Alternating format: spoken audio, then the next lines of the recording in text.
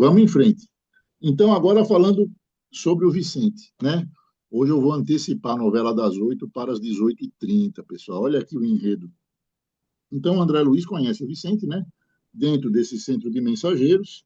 Vicente também tinha sido médico, uma pessoa calma, sensata, bondosa, e eles passam, amigos que se tornaram, passam a trocar ideias, vão falar da vida do outro.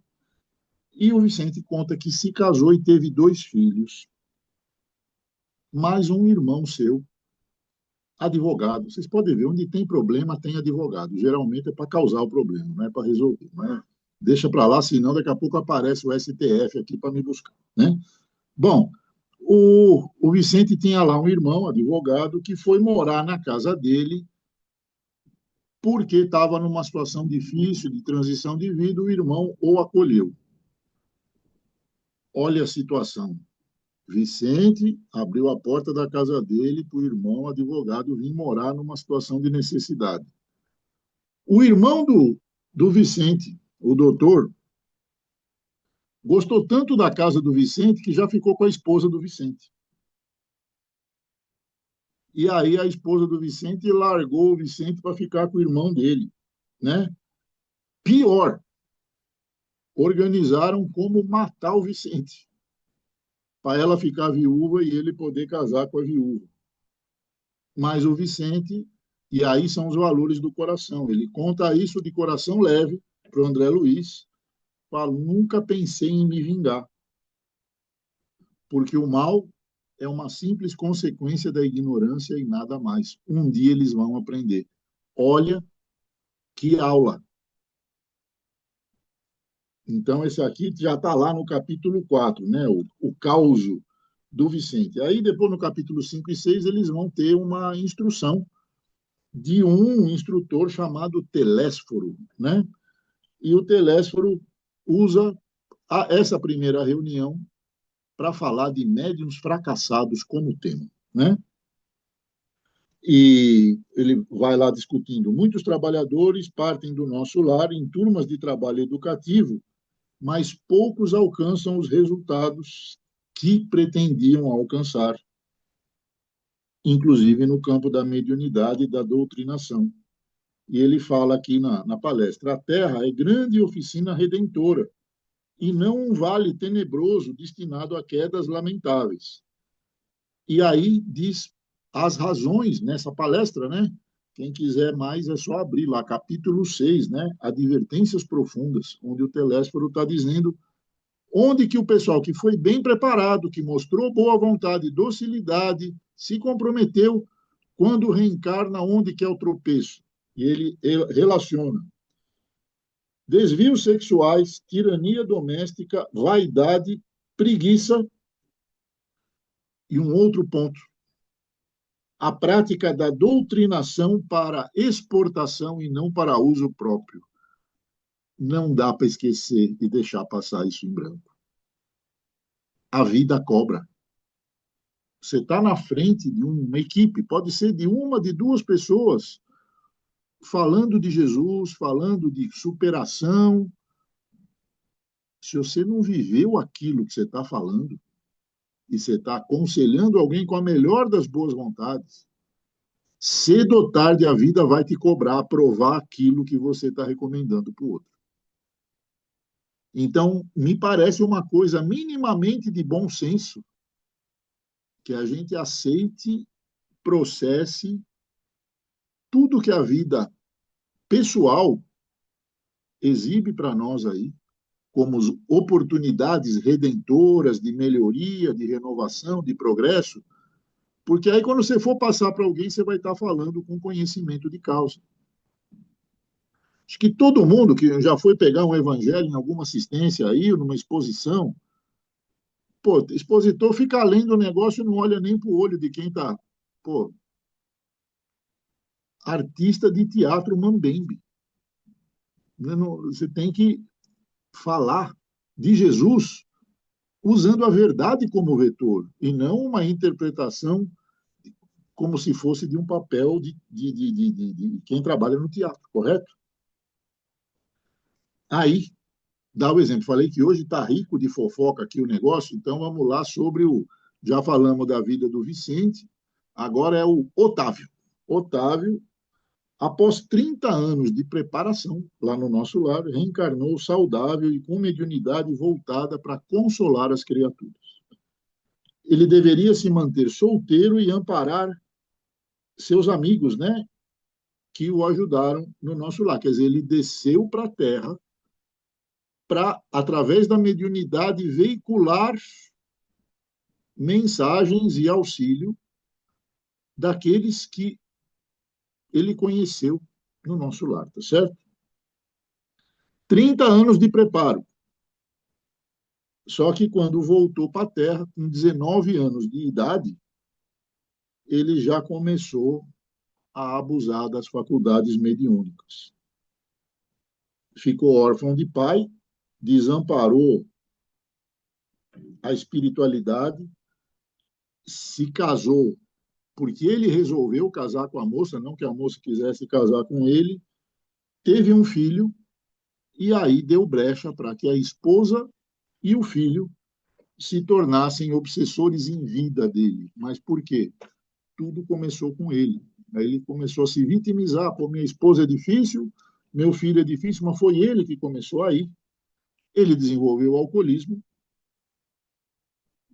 passava o rodo para todo lado, pegou sífilis e morreu aos 40 anos, sem construir coisa alguma no terreno do bem, nas palavras aqui do André Luiz, no capítulo 7. Fala do caso do Acelino, um outro médium que tinha tido aí os talentos, né, para ser vidente, audiente e psicógrafo. Foi treinado no nosso lar, se comprometeu, chegou aqui, reencarnou e falou: vou ficar rico com essa mediunidade. E passou a cobrar por consultas espirituais, entre aspas, né? E resolvendo qualquer tipo de problema que as pessoas tivessem contra pagamento. O que aconteceu? Morreu, como acontece com todo mundo. E aí passou 11 anos num umbral mais profundo do que aquele que a gente conheceu o André Luiz lá no início do livro Nosso Lar. Por quê? Todo mundo que tinha pago para ele desenrolar ou conseguir coisas através da mediunidade, procuraram ele lá no umbral. Ou desenrola para mim aqui também, só que ele não tinha uma mediunidade e ele já estava do lado de lá do muro da vida. Aí começou, ganhou um monte de obsessores que ficaram frustrados como é que ele desenrolava as coisas aqui na Terra e lá do outro lado do muro da vida não conseguia. Olha a situação. Depois fala do Joel. Joel fez mau uso, né, do dom mediúnico que ele recebeu, mediante pedido para voltar e fazer direito da outra vez, e a doença em vários órgãos se manifestou, de modo que ele teve que viver na cama, recebendo comida na boca, fralda e banho. Ele não tinha independência nenhuma, porque ele simplesmente, enquanto teve a chance de trabalhar, voluntariamente deixou para lá. E aí tem o Belarmino, né? Uma situação educativa, né?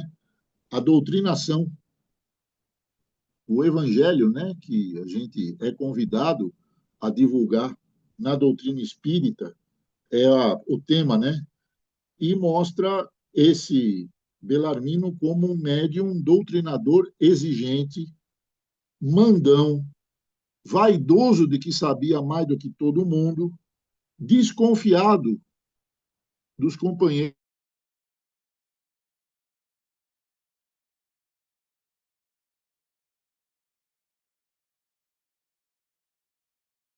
no centro em que ele trabalhava. Ele se achava tão bom, ele fala, pô, não tem ninguém à minha altura aqui, então ele foi se isolando. Quer dizer, claro que pelas teias de negatividade que ele traçava, o pessoal de baixo laçou ele, né? E aí foi ficando cada vez mais doente, se sentiu sozinho, nem família queria ficar perto dele. E aí vem o Monteiro, né, que vem dar lá uma recomendação que fala que o exemplo vale muito mais do que uma palavra lustrada. Então a gente pode fazer, ser orador, né? Legal, tem gente que tem o dom da oratória, mas a gente precisa viver aquilo que sai através da oratória, né? E aí tem que fazer a sua parte do se evangelizar antes de procurar evangelizar quem quer que seja, né? Comportamento do médium nas suas atividades é fundamental. E aí tem uma questão que a gente também não pode deixar passar. Não estou falando de honestidade ou desonestidade, mas é o objetivo social da atividade profissional a qual você se destina, né? Você pode ser comerciante. Todo comerciante só é comerciante, só tem uma empresa de comércio enquanto o comércio dele der lucro. Se o cara for querer distribuir tudo de graça para todo mundo, vai acabar que nem o pai da querida Ivone Pereira, né? Que ele era tão bom que ele tinha um mercadinho, distribuía tudo, na hora de comprar mais coisa, ia pegar dinheiro no banco, chegava uma hora, não tinha crédito, não tinha mais comércio, não dá. Então, mas eu digo, tudo isso. Vamos pegar, por exemplo, no campo do direito, tá? Tem uma causa que o advogado, se ele tem, sei lá, 2, 3, 50, 500 mil clientes, né? Se ele cobra de cada cliente, sei lá, 3 mil, 5 mil, 7 mil reais pela causa, ele consegue atender todo mundo e geralmente quem procura advogado é porque está na roça, está na dificuldade, né? Agora, tem muito advogado que recebe um cliente, terceiriza o trabalho dele para outro advogado, ao qual ele vai pagar os 3, 5, 7 mil, e para o cliente dele ele passa 10 vezes mais, 70, 90, 200, e fica com a diferença e se acha muito esperto. Qual é o objetivo social? Né? Médicos, a mesma coisa. E aí a gente lembra do Albert Sabin, né? Descobriu vacina para poliomielite e permitiu que a patente dele fosse divulgada para qualquer laboratório do mundo, contanto que recebesse um documento que a vacina ia ser fornecida gratuitamente. E aí a poliomielite foi erradicada, né? Então, dá para ser nobre no desempenho da sua atividade. Assim como pode ser um estrupício no desempenho da sua atividade. Então, a gente tem que se orientar para não se permitir tropeçar em coisas que depois a vida vai cobrar da gente, né? Aí, já chegando na segunda parte, os preparativos, né, para a descida para a terra. Tudo começou com uma prece, né? Então, estava lá o André Luiz, o Vicente, o líder da equipe, fizeram a viagem com um pouso intermediário num posto de socorro, e aí eles viram várias paisagens onde a luz do sol não passava por causa da densidade fluídica, né? Em alguns locais por onde eles estavam passando a caminho da Terra, né? Chegaram no posto de socorro, estamos lá no capítulo 16. É um castelo, um educandário, resguardado por muros grandes. Dentro dos muros, pomares, jardins maravilhosos, e André Luiz vê um quadro pintado numa tela a óleo e comentou com o Vicente, falou, pô, eu já vi esse mesmo quadro lá em Paris. E foi aí que o instrutor deles, né, o Aniceto, falou, pois é, o camarada que pintou esse quadro lá na Terra, durante o sono, ele se transportou para cá, viu esse quadro, impregnou a memória dele e foi lá e copiou o que ele lembrou do quadro. Então, se lá é bonito, você está vendo o original agora. Vou dar uma palhinha aqui, pessoal. Tem vários pintores ao longo da história humana com essa capacidade de, se durante o sono se desdobram, veem quadros na espiritualidade e chegam aqui e reproduzem, tá? Anotem o nome, depois o Santo Hugo aí sempre faz os milagres digitais, um camarada aí americano chamado Thomas Cole, né? Exatamente através de sonho, se desdobrou e teve uma aula no espaço sobre as 4 etapas da vida. Voltou para o corpo físico e pintou uma série que está lá no Museu de Arte, lá em Washington, D.C. Quem for para lá não precisa pagar a entrada, porque não cobra, mas só tem que pagar o avião e o hotel para chegar até lá, tá? É, a viagem da vida. Eu tive chance de estar com o Ângelo nesse para ver esses quadrinhos ali lá no Museu de Washington, muito tempo atrás. Vale a pena. Depois, se o Hugo não colocar, a gente pode colocar aí altamente didático e de muita sensibilidade as imagens do Thomas Cole, exatamente que era um pintor pelo sonho, né? Inclusive ele trocou, apesar de ser pastor presbiteriano, ele pagava o maior pau para Allan Kardec, trocaram cartas aí, tudo isso, tá? Olha, a fofoca hoje eu já perdi a conta, hein? E estou quase perdendo a conta do horário aqui também, que estamos no capítulo 16, mas vamos combinar, né? São 3 partes, né? 51 capítulos. É, só vou passar mais uma coisinha interessante que vários de vocês certamente já viram sobre isso.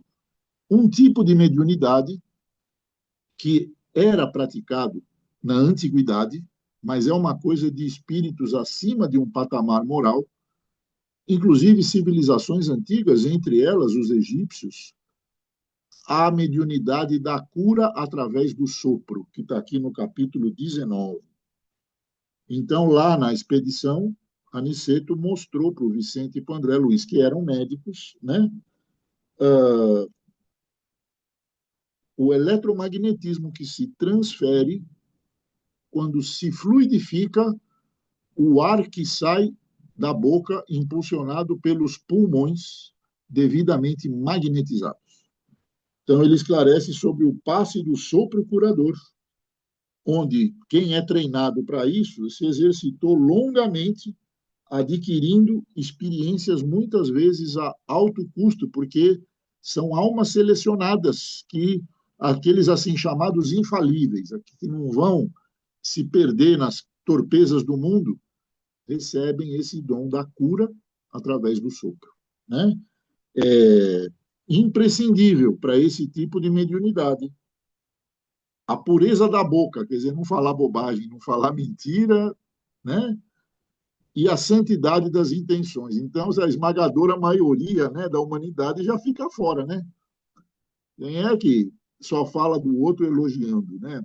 É possível, mas está na nossa rotina hoje. Santidade das intenções. Tudo que eu faço é para ver o bem. Um dia a gente chega lá também, mas olha só o quanto o juízo pode ser formatado. Se eu me comprometer a não falar mais palavrão, nem falar mais mal de ninguém, nem mentiras, e me predispor a santificar, a ser um veículo do Pai Criador, através das minhas intenções, eu posso ser capacitado pela espiritualidade a soprar e levar cura. Olha que legal. E isso podem procurar aí na história, tem essa mediunidade curadora através do sopro. Pessoal, falei demais, mas hoje vocês vão ficar por aqui, né? Porque já estamos aí com 5 minutos de hora extra. E gratidão, né?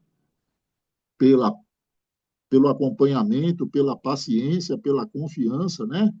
E se ficou alguma dúvida, e é evidente que fique num tema tão importante como esse, estamos à disposição aí. Para quem for viajar, bom passeio, juízo, torcida brasileira. Para quem for ficar, evite ligar a televisão para não passar nervoso.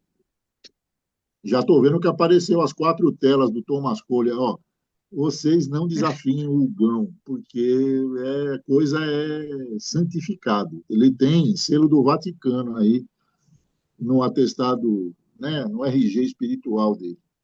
Então é isso, pessoal. Vou continuar fazendo propaganda do chazinho aqui de ameixa com orégano, alimenta, faz crescer e fiquem com Deus. Muito obrigado. Ó, hora do coraçãozinho voar na tela aqui.